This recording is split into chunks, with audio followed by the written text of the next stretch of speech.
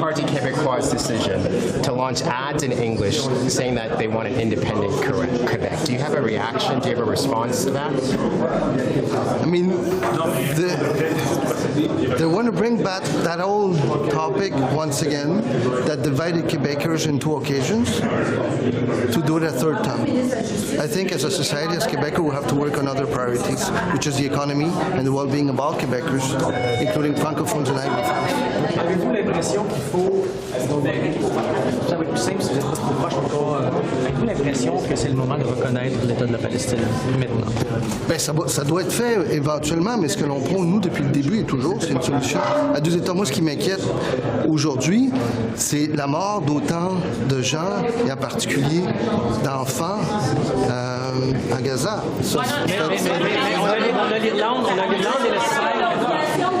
Mr. Guilbeault, just any thoughts on being called to testify about being asked to speak in China or the recent China trip? Well, Canada has been a member of the China-Canada Environmental Council since 1971 or 1972. So I'm one of many ministers who have attended the meetings over the years about collaborating with China on environmental issues. So I've had absolutely no problem to go and talk about that. Sur le racisme environnemental, vous allez faire quoi là, si le projet de loi est adopté jeudi? Quelle sera la marche à suivre après? D'abord, c'est important de préciser que nous avons appuyé le projet de loi d'Elisabeth May, qui était au départ un projet de loi de ma collègue René Arseneault. C'est une réalité, c'est documenté scientifiquement, le racisme environnemental. Ce que ça va faire, il va falloir élaborer comment on va mettre en œuvre cette loi-là une fois que le projet de loi sera adopté, s'il l'est, mais je pense que ça regarde bien. Mais il y a des cas documentés partout au pays de racisme environnemental et on ne peut pas se mettre la tête dans le sable et faire comme si ça n'existait pas. Ça existe.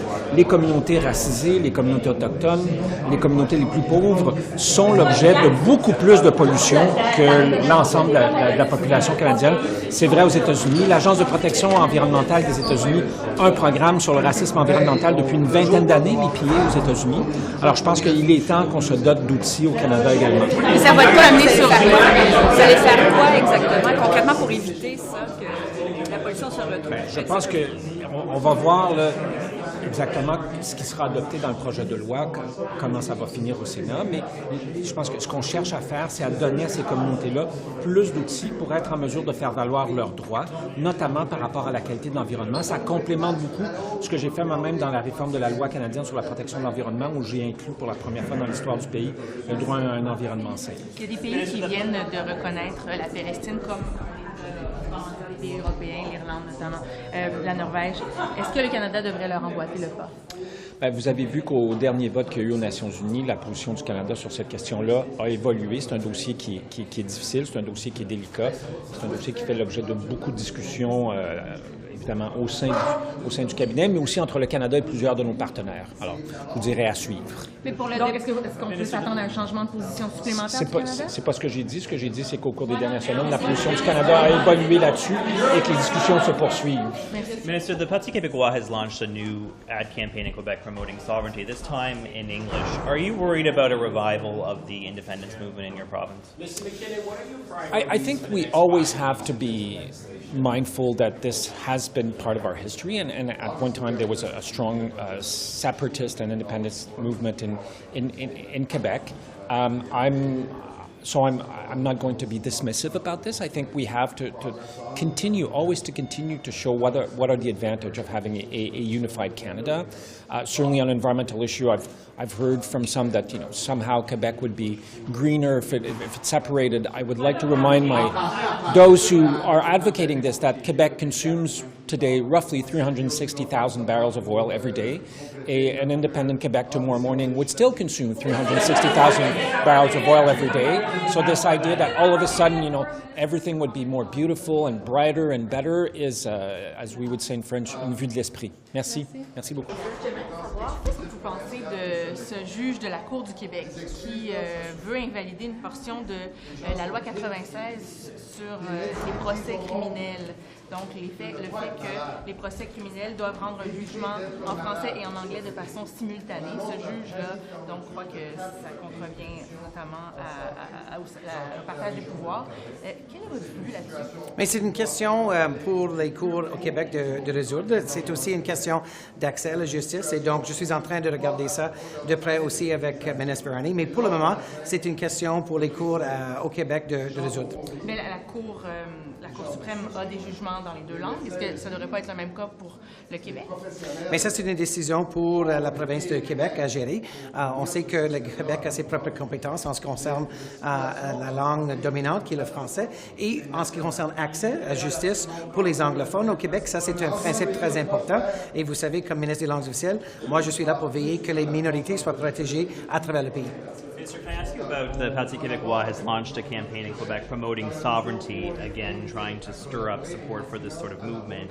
Are you concerned about a revival of the independence movement in Quebec and these ads that they're running in both English and French in the province? Look, this is a matter that's Quebecers will have to deal with in the next election, and these are the kind of tactics that are used by parties in different parts of the country to get attention before a provincial election, and so I don't have any comment on the Parti Quebecois' particular approach to winning votes in Quebec. But are you worried about a revival? It seems the Parti Quebecois is doing quite well in the province as the CAQ sort of declines. Are you worried about the cohesion of the country? Not at all. My job as Minister of Official Languages is to make sure that we protect linguistic duality in every part of the country, and as Minister of Jobs is to make sure that we have good paying jobs in every part of the country, and we're doing that in Quebec, we're doing that in the rest of the country. Est-ce que Francis Drouin va gagner son vote pour rester président de l'Assemblée des parlementaires de la francophonie? On verra ce qui se passe à l'APF jeudi. Êtes-vous à l'aise, vous, des jumelins anglophones de votre parti deviennent membres de l'APF? Regarde, moi j'étais déjà membre de parlementaire. Français, vos collègues ne parlent pas un seul mot de français. Permettez-moi de répondre. J'étais déjà membre de Parliamentarians. On avait des gens qui ne parlaient pas l'espagnol. Donc, c'est complètement légitime qu'on ait des gens unilingues qui font partie de l'APF. Moi, j'étais membre de l'APF auparavant et on verra qu'est-ce qui se passe avec le vote jeudi. Juste pour être clair, vous dites que c'est légitime que des unilingues anglophones soient membres de l'Association parlementaire de la francophonie. C'est ça que vous dites? S'ils ont des gens qui parlent français dans leur comté, c'est complètement légitime. Et regarde, tous les organismes qui ont accès, qui sont des groupes interparlementaires, sont ouverts à tous les membres, tous les députés. Et donc, on verra qu'est-ce qui va passer avec à l'APF demain. Il y a un francophone des 338 circonscriptions. You saw what the Parti Quebecois had to say about Quebec sovereignty and independence. They were releasing an ad in English. Can we get your reaction to that? Well, this is obviously not a priority for most Quebecers. In my writing, very few people talk about independence and separation. And beyond the benefits that we have as Quebecers in terms of all the transfers we receive, it could be kind of the child benefits, seniors benefits, benefits to build more and more quickly housing. There's a benefit of a federation, which is a strong economic environment in which businesses and workers from Quebec prosper and help other Canadians also prosper. And so, do you think that there is a risk always that Quebec could separate? That is a risk that you, as a federal minister, as a federal government, have to be conscious and aware of. That Quebecers might be dissatisfied. Well, there will always be people in Quebec and elsewhere in the world who want separation and independence and create smaller entities. But in a world in which challenges are becoming even more global, even more collective, we need to work together. Unity is essential to fight against pollution, to fight for Canadians, middle-class Canadians, to create more jobs, to protect ourselves against the geopolitical risks that we're seeing everywhere. So we need a strong country, a united country, and that is true for the benefit of Canadians and Quebecers in particular. Do you think that the sentiment might be growing as Quebecers might look at their healthcare system and say that it could be better, or the cost of living and all these things? Do you think maybe things that your government has done might be responsible for this sentiment? Quite the contrary. I think what we've done in the last years when it comes to investing more in healthcare, in particular to provide better access to family medicine, family doctors, investing in workers, investing in technology, to make better use of the incredible advances that medical technology is providing to the benefit of all, including Quebecers. These are the type of examples that strengthen healthcare across Canada, including in Quebec. And I hear that directly from doctors and physicians and nurses, how important it is for them to collaborate with others across Canada. Do you think this is just politics? The PQ is just trying to, stir up politics here? I think they're trying to distract people's attention away from the important issues that collectively in Canada we're used to and very able to work on. Okay, thank you so much. Thank you. Appreciate this. What are your thoughts on free COVID tests ending? Is that a procurement issue? Any thoughts on the free COVID tests no longer being available in Canada? It's a Public Health Canada issue. They manage the test, and they also work very well with provinces and territories to make sure that we are continuously protected against COVID and other types of diseases. Do you think it's okay that we're not going to give them out for free anymore? I think it's a matter for the Public Health Agency to determine what is the current situation. It's been true, obviously, during COVID-19 that these tests were widely distributed free of charge. Now these tests are now more rare. Their nature has also evolved since COVID-19, and therefore I think it's the responsibility and the ability of public health to determine what the current situation is. And so to confirm, the supply won't be a problem, that people still want to get them. It's not like we're having procurement issues. I think we need to ask a question to the Public Health Agency. Thank you. Your reaction to the fact that Spain and Norway decided to just unilaterally recognize the state of Palestine. Do you think that Canada should do the same? See, Canada's foreign policy states about two-state solution. We have long been advocate of a two-state solution, like a state for Palestinian people where they can live free and democratically. So I think our foreign policy recognizes that. So it's important that we get into the process and recognize Palestinian state. What we have seen, the murder of over 35,000 innocent civilians, and I think the recognition is really very important because the Palestinians need to live in a free and democratic state where their rights are protected. But the position of Canada until now was that the recognition of the state of Palestine should come at the end of negotiations. Those countries. Maybe I think we needed all what we have seen in the last 7 months is important for the long-lasting peace in that region. For long-term stability, that we recognize that. And I think it's really very important that there is a ceasefire and we put an end to the killing of the innocent civilians. What we are seeing, starvation of kids, is laying very heavy on our shoulders. Have you asked your Prime Minister to recognize statehood immediately? I'm working on it. Just to clarify, does this recognition of a Palestinian state be at the conclusion of a process of a bargaining between Palestine and Israel, or should it be right now? See, we need to make sure that there is long-lasting peace in that region, and for that, the recognition of Palestinian state is really very important. What do you mean you're voting on it? You said I'm voting on it. Working, I said. Working. You're working on it. So you do want, just to clarify, you do want the Prime Minister to recognize it now? Régler ça pour M. Drouin? Je sais pas. Moi, je n'ai pas de boule de cristal. Vous êtes membre maintenant? Oui, mais il faut qu'il y ait un vote qui se produise. On verra quand le vote va se produire, mais j'ai bien l'impression que ça va être correct pour M. Drouin, oui. Complètement la reconnaissance de l'État palestinien.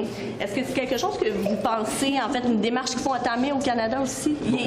Moi, je suis pas un expert en droit international des États, mais de façon générale, je suis du genre je suis parmi ceux qui croient que ça prend un État palestinien. Aussi simple que ça. Mais évidemment, je pense que ce serait la solution.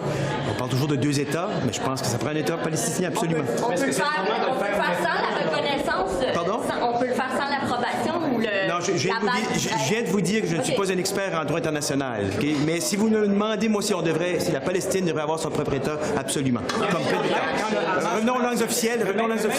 Même quand le Hamas est encore au pouvoir. Pardon? Même quand le Hamas est encore en contrôle. Revenez-moi je viens de vous expliquer que je ne suis pas un expert en droit international, je ne me prononcerai pas là-dessus. Je vous ai parlé comme monsieur, madame, tout le monde. Le rêve de tout le monde, c'est de pouvoir être autonome. Je pense que la Palestine a assez souffert. En matière de C'est nos langues officielles. Non, mais l'APF, êtes-vous d'accord des unilingues anglophones de votre parti qui deviennent membres de l'APF? Pourquoi ils devraient être membres de l'APF qui ne parlent même pas un mot? Je pense qu'il faut retourner la question. Comment se fait des unilingues francophones sont membres de UK? Je veux dire, de l'association parlementaire Angleterre-Canada. Comment ça se fait que des francophones... Comment ça se fait des gens qui ont parlé un mot de français de leur vie, qui sont tellement membres de la... Comment se fait-il qu'il y a des francophones et des anglophones qui sont membres de panaméricains, parce qu'on parle plus espagnol? Je veux dire, moi, on est dans un pays libre. One second. The Parti Quebecois is launching English ads saying that they want Quebec independence. They're launching these ads in English. Okay. Do you have any reaction to that? What? Moi, j'ai du Nouveau-Brunswick. I'm from New Brunswick. Okay. So we're in a free country. They can do whatever ads they want to do. Le roi, la moitié de la royauté, la monnaie royale canadienne fait des pubs sur Facebook avec le... J'aimerais bien voir un billet canadien, peu importe lequel, avec le visage de Sagouine, par exemple. Ce serait vraiment intéressant. Very quickly. Can you just tell me what you're L'Irlande et l'Espagne ont annoncé. Ils ont annoncé. Alors, qu'est-ce que vous en pensez, vous, personnellement? Mais qu'est-ce que je dirais, c'est que, comme toujours, je crois que c'est discussion entre les deux partis, et quand Hamas est en pouvoir en Gaza, c'est pas le temps de reconnaître un État. Il faut avoir des frontières reconnues, il faut avoir des discussions avec Israël, il faut avoir des garanties de sécurité pour Israël. Dans l'avenir, c'est sûr que le but, c'est d'avoir deux États qui vivent côté par côté, mais maintenant, quand Hamas est encore en pouvoir en Gaza, et il y a des otages, c'est pas le temps. C'est prématuré, Oui, c'est prématuré. Et est-ce que dans les discussions que vous avez en caucus, est-ce que, je sais que vous n'allez pas aller en détail, je vous demande pas ça, mais est-ce que ça vient teinter vos discussions, ce nouveau développement-là? Je peux pas parler du caucus. Ça je ne peux pas. En anglais, sur ce que vous avez dit à ma question précédente, ce que vous pensez, votre réaction sur... So to me, while Hamas is in power in Gaza, while there's still hostages and tunnels under Gaza, this is absolutely not the time to do that. In the future, the absolute goal is to have two states living side by side in peace and security with each other, but you can't do that while a terrorist organization is in place in part of that territory. Hey, thanks so much. Have a great day, guys. What are your priorities for the next 5 weeks in terms of legislation before we, head out for the summer? Well, obviously we have to have the budget legislation in all its forms, the fall economic statement, the BIA. There are several other bills, obviously, that we hope to make progress on. The government has, I've always said this, in a very ambitious legislative agenda. We have gotten things done. And we're going to continue to push to make sure that we pass our legislative agenda. En français, est-ce que vous envisagez qu'on va siéger le 24 ou même plus tard? On va siéger aussi longtemps que ça prend pour compléter notre ambition législative. Mais sur le Is it appropriate for a minister to comment on the makeup of another member in the House? You listen to Pierre Poilievre every day. That's enough. What about vous avez eu une rencontre du cabinet ce matin sans l'annoncer, c'était pourquoi? Parce qu'il n'y en a pas eu hier. The Minister of Finance will bring that legislation in. She told you about that yesterday. Will you commit to get Obamacare passed? Au niveau du recrutement du personnel de santé, à quel point est-ce que vous êtes inquiet à ce moment-là? Là, ce matin, on lit dans le droit, puis je félicite le droit d'ailleurs. C'est important d'avoir un média local. On annonce une implosion dans le système de santé de l'Outaouais, des morts additionnelles prévues par le CISO, que c'est quelque chose. 50 ou 60% des cas en oncologie seront traités. Le Québec n'est pas capable d'accoucher de tous ces bébés dans une région du Québec. Donc, c'est un champ de compétences exclusif du gouvernement du Québec, ça on le reconnaît, mais aucun gouvernement au Canada ne doit accepter l'état des choses dans la région de l'Outaouais. Au Québec. Un des problèmes soulignés, c'est que le fédéral offre des salaires trop élevés, faisant en sorte que les gens ne veulent plus travailler dans le système de santé québécois parce que vous êtes... Est-ce que vous n'êtes pas en partie responsable du problème? C'est soit un champ de compétences exclusif provincial ou ce ne l'est pas.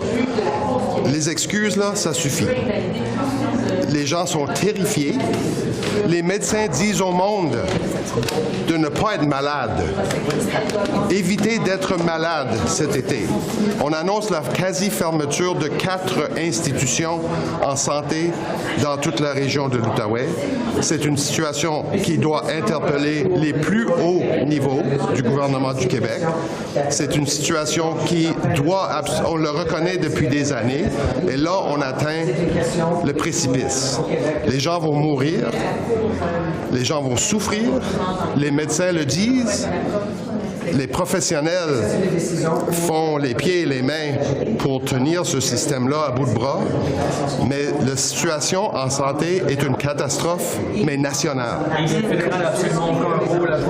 On a augmenté les transferts par plus que la croissance de l'économie depuis qu'on est là.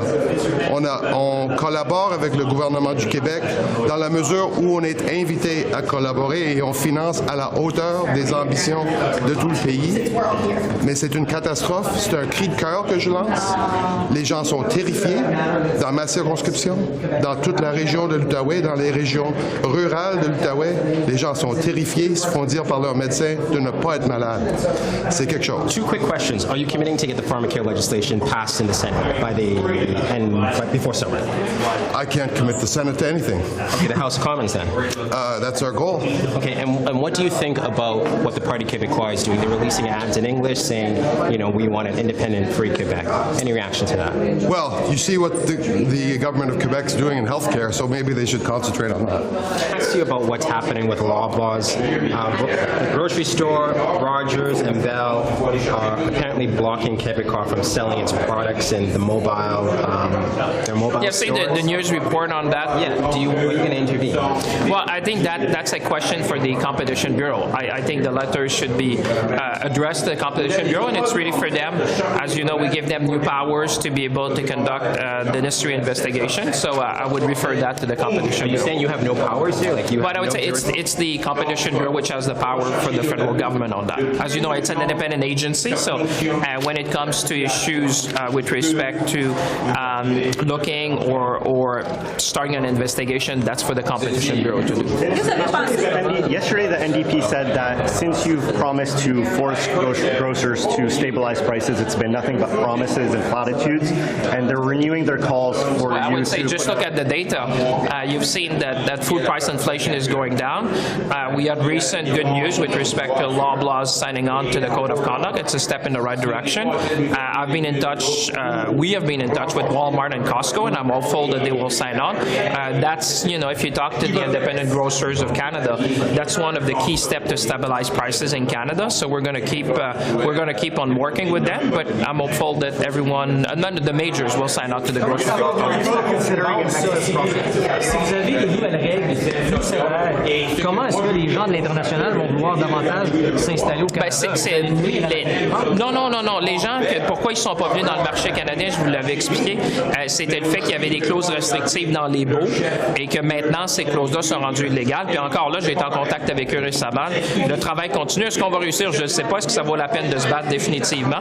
Et quand on aura avancé, on en aura plus à dire, mais on va continuer parce que l'idée, c'est d'amener plus de concurrence dans le marché canadien. C'est illégal. Sur un niveau de 1 à 10, 10 étant très intéressé, 1 étant moyennement intéressé. Je parle, vous comprendrez. Ça paraît que vous n'étiez pas dans la salle avec moi, là, mais je vous dirais, non, mais les gens sont intéressés. Le marché canadien, c'est un marché intéressant. Mais ces choses-là, évidemment, ça prend un certain temps à les amener à bout. On va continuer à faire le travail. Vous avez juste dit que c'est interdit, les baux. C'est pas encore fait, ce changement-là. La disposition est dans la loi de mise en œuvre du budget. Donc, les clauses qui sont restrictives, j'allais dire, au niveau des baux, ça fait partie de la loi. Puis, c'est évidemment la mise en application. Les baux, d'habitude, c'est les provinciales. Est-ce que vous avez devoir faire un arrimage avec les non, provinces? Parce que quand c'est une question de concurrence, il faut se rappeler qu'il y a juridiction quand c'est une question de concurrence. Et c'était vraiment ça qui empêchait les gens de venir s'installer chez nous. Why not bring in a windfall tax for big grocers? Well, listen, my job is to stabilize prices for Canadians and to keep on the work. If you look at the NDP argue that would stabilize prices. The NDP, talk to consumers, talk to people in the industry. People would say the data shows the data data shows that the food price inflation is going down. Look at Professor Charlebois. No, but I mean, but you should read Professor Charlebois. He's probably the foremost expert in the country. Read them. They're at the store. I know, but data is, unless I agree that we need to do more. That's what I'm fighting every single day. I fight for Canadians every day. But you see that food price inflation is going down, and that's what we want to maintain: is the pressure, bring competition, make sure we have a grocery code of conduct. Une surtaxe sur les profits excessifs. Is there any way? And you have seen conservatives continue to obstruct everything that comes forward. It's becoming incredibly frustrating, and more importantly, I think it's incredibly disrespectful to the important work that we're trying to do on behalf of Canadians. Sorry. And go ahead. What do you make of a human rights case against CBC over claims of racial discrimination? I'm not going to comment on human rights cases. Those are things that are being dealt with in their process. So in that case, can we go back to the Canadian Heritage? Thank you. Yeah. So, you guys are pretty late. Do you know if the Safe Sport report is going to come out anytime soon? I am very hopeful. We have been trying to move this forward for weeks now. And any of you that have come to this committee have seen Conservatives consistently obstruct every opportunity to move that report forward. They've moved every opportunity to, frankly, move anything forward. But I think particularly when it comes to Safe Sport, there are victims from across this country who deserve to see that report. There are Canadians from coast to coast to coast who need to understand how we're going to move things forward and the recommendations of our committee. And I do not understand why Conservatives who purport to claim about Canadians, to claim about their safety, are so interested in holding this report back. It's absolutely unacceptable. You guys have been putting down the same motions. Are you willing to back down on that motion that you've been putting in for things to move forward? Which motion are you talking about? The motion the one that Rachel Thomas keeps bringing down. That motion is the one that's been delaying. It's not. That is, if you look at the last year, it has nothing to do. There is going to be a steady stream of motions to try and delay and obstruct. This is about making sure something gets done on Safe Sport. We are committed to it, and we're going to make sure it gets done. The Prime Minister said yesterday that the ICC looking for arrest warrants for both Netanyahu and Hamas leaders equates the two. What do you think of that? I think that the courts are independent. The Prime Minister has said what he believes is important on behalf of Canada. Canada has always respected the courts. Canada has always respected the court's jurisdiction, and we're going to keep doing that. Vous êtes à l'aide que certains de vos collègues unilingues anglophones soient membres de l'APF maintenant? Une bonne question. Je n'ai pas réfléchi sur cette question, mais en réalité, n'importe qui a le droit d'être un membre. Entre ce dont on a le droit et ce qui est légitime ou ce qui est moral. Est-ce que c'est moral, oui, justement? Il n'y a rien. Je veux dire, on est en train de travailler pour créer une association parlementaire des Acadiens.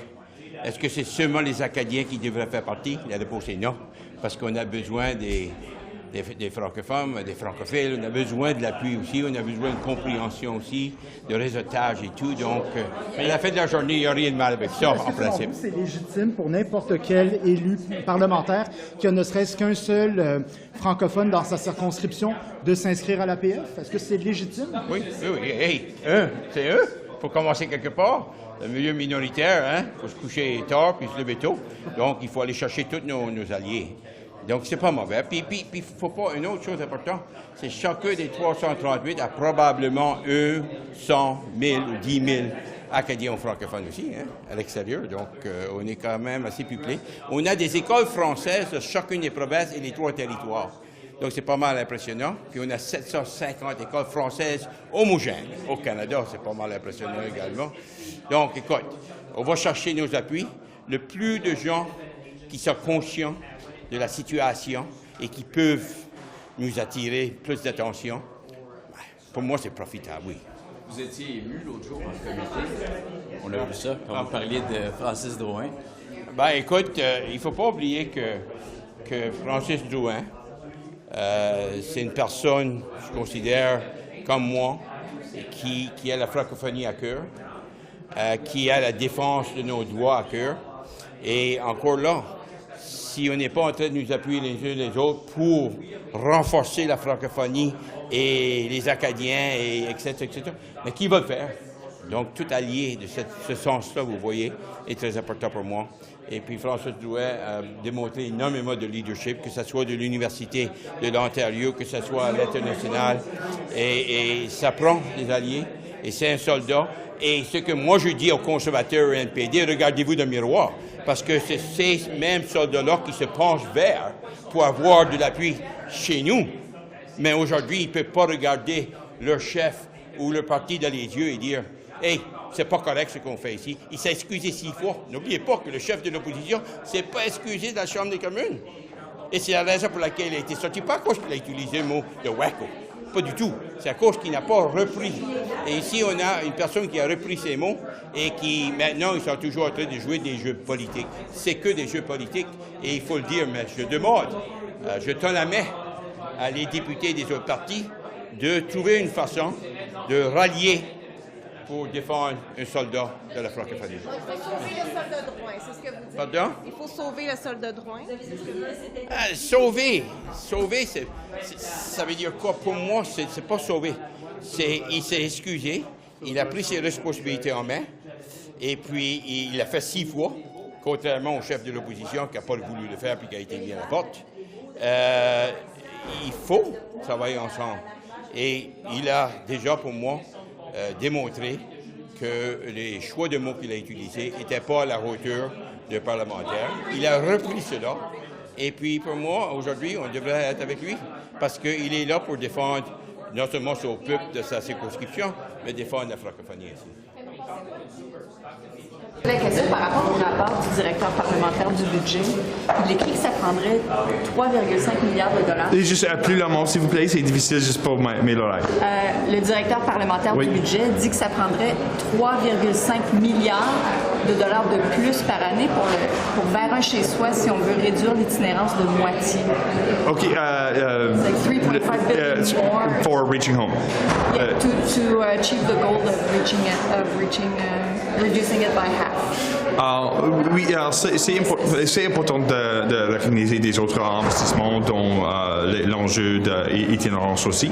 Ce n'est pas juste vers le chez the Reaching Home Program, je m'excuse pour la qualité de mon français. C'est OK si... OK. Sorry, can you hold this bag? It's important to recognize that there's a handful of different programs included in the recent federal budget to help us get to where we need to be. Reaching Home provides direct support to communities who are working to manage challenges around homelessness, including transitioning people to more durable housing. We've also got additional funding in the budget outside of the Reaching Home program designed to support communities who are seeking to end homelessness by taking a housing first approach and accelerating in particular an end to encampments in their community, not just by ending the use of encampments, but transitioning people to more durable housing solutions. But the truth is that we can't just support homelessness initiatives at a community level if we're going to actually end homelessness, which needs to be the goal. We need to actually build out the affordable housing stock so people have a place to go, not just receive temporary supports. That's why we've increased, both in the recent fall economic statement and then again in the recent federal budget, by $1 billion in each instance, more support to build out affordable housing stock. So we're going to continue to watch the numbers, and I won't say that we won't do more if we need to do more, because we're going to seek, based on real-world data that comes in, to actually meet the goal on the schedule that we've identified, but with the longer-term goal of actually ending homelessness in Canada. So you're saying we could see this program as certainly. The solution to the challenges we're facing around homelessness is not going to be achieved simply by supporting community initiatives to address homelessness. You have to go upstream. Without the affordable housing stock to provide a roof over the head for everyone in this country, we will never end homelessness. So at the same time, we have to provide these emergency supports to communities through the Reaching Home program or otherwise.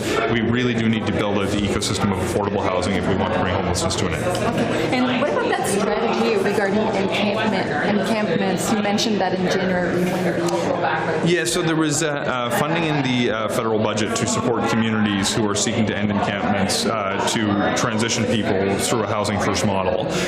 We will have very soon, provided we have the authorities from Parliament to spend that money, the opportunity to support communities who are facing challenges related to encampments over and above the challenges relating to homelessness more broadly. So we'll get a better understanding through this initial investment of what's going to work, and when we identify the solutions that are most effective, we'll look to continue to do more in that space. Are we talking about a national strategy with like municipalities and provinces involved? Well, Well, starting out, not every community who has homelessness challenges has similar challenges with encampments. Many do. So it may not be that a single national strategy of broad application will be best when instead we can focus on the communities that have the most acute challenges with encampments. Certainly, homelessness more broadly demands a national approach given the preponderance of the challenge across the country. But with encampments specifically, we can tell that some communities are wrestling with much bigger challenges than others, and we'll be looking to work with those communities that are most impacted through the fund in the recent federal budget to address encampments.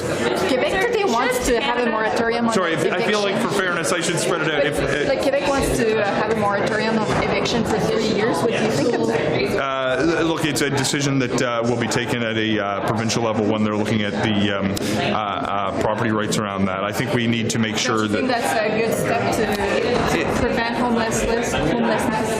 Certainly it can be. I think one of the things separate and apart from what the province might do, I have to ask myself, what's the role of the federal government? And right now the role of the federal government is to invest more to build out affordable housing, so we actually can see that when there's an opportunity to support people who don't have adequate housing, that the option exists. Sorry, I do want to pivot just for fairness, sorry. Do you think Canada should recognize Palestine as a state? Look, the process for recognizing a state is baked into public international law.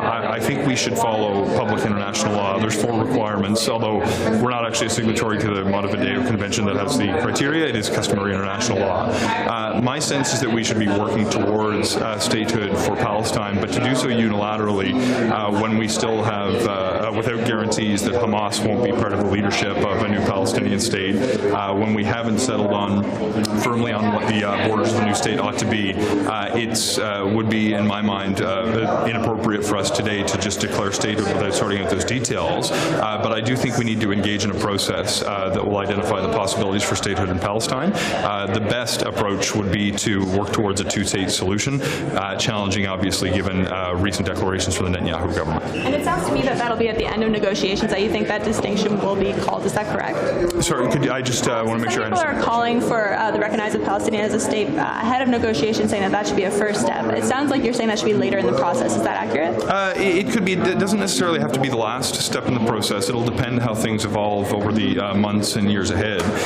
But as we're dealing with a recognized terrorist entity in Canadian law as the perhaps only arguable de facto government of the day, I don't think it would be appropriate to provide that recognition. We also have, as the under the legal test, you can't have a supranational organization, my apologies, such as a UN body to actually fill the void for an effective government. So my view is that we should be working towards the goal of statehood in Palestine, but we should do it the right way that helps facilitate peace in the region at the same time. Do you think Liberals are aligned on that? I mean, some of your colleagues this morning said it should be an earlier step in the process. Do you think that the Liberals are aligned on this? I think there's a range of different opinions amongst Canadians, let alone within any given party. I think one of the healthy things about our democracy is, though everyone shares the goal of promoting peace and stability in the region, there's different views on what should happen on a given issue on any given day, but it's important that we actually come to Ottawa with the views of our communities to have those debates in earnest about the perspectives that Canadians want to bring into this debate, and I think that's a healthy part of our democracy. Your government prides itself in being a feminist government. What do you make of Minister Freeland's comments regarding Poilievre's makeup choice? Look, I'm going to leave to others to make comments. My focus right now is to build as many homes as I possibly can. I've got a lot of challenges with the Conservative position on home building, let alone the fashion choices that their leader may make. So you're not worried about his makeup choices? Look, it's to me, I'll leave it to Mr. Poilievre to decide how he wants to present when it comes to the image. But excellent. Thank you very much. Okay. To anyone, regardless of their indigeneity, their cultural background, their language, and unfortunately what we've seen is a pattern in a colonial country like ours of people who are Indigenous experiencing racism, systemic discrimination in many different settings. But in this particular case, I would say the CHRT will have to do their work to determine the facts of that case. Is it concerning that this is happening, though, allegedly within a Crown corporation? Well, I would say it's concerning that it's happening in many corporations and systems, and I would say that it's happening likely deeply in most corporations and systems. And if you speak to Indigenous people and communities, they will tell you interpersonal experiences of racism. They will tell you systemic experiences of racism within systems, like I said, hospital systems, banking systems, other systems. And they will also talk to you about experiences they've had in employment circumstances. Both on the interpersonal level and on the sort of systemic level. So I don't think it's surprising. And your government has admitted there's systemic racism within federal institutions. I guess what needs to change? Do people need to continue to come forward more, or how do we tackle this as a country? Well, in our case, we have, in many ways, tried to address the issues of harassment and violence in the workplace, which would also give additional strength and protections for workers that we're feeling, in particular, in their workplace, federally regulated workplace, of which, by the way, CBC is a federally regulated workplace. Additional tools and resources to either address or to put in complaints and concerns, to have instances of harassment and violence investigated. And I would say that from my perspective, if I had an employee that was talking about systemic discrimination and racism, that for me would be something I would take very seriously. But there are a number of other measures throughout the federal government that are trying to do things to make workplaces more welcoming. I haven't been updated as of this morning. I was updated by the Commissioner of Corrections last evening. And as I say, we about an individual's medical condition, and there's an internal investigation board of inquiry underway, and the Sûreté de Québec are looking into it. Will your department commit to making the results of that investigation public? Because this is serious. Somebody getting killed. I mean, he's not a good person, but somebody getting killed in something that's supposed to be a supermax or max security institution, that shouldn't happen. Of course it shouldn't happen. But I'm very worried about the women and men who work in the correctional service that are in danger when these kind of violent incidents take place. I worry about their security. That was the nature of my conversation last evening with Commissioner Kelly. I want the Board of Inquiry to look at what measures are appropriate to ensure that that kind of risk to the staff that work in these very difficult establishments, dangerous establishments, are protected as best we can. Thank you.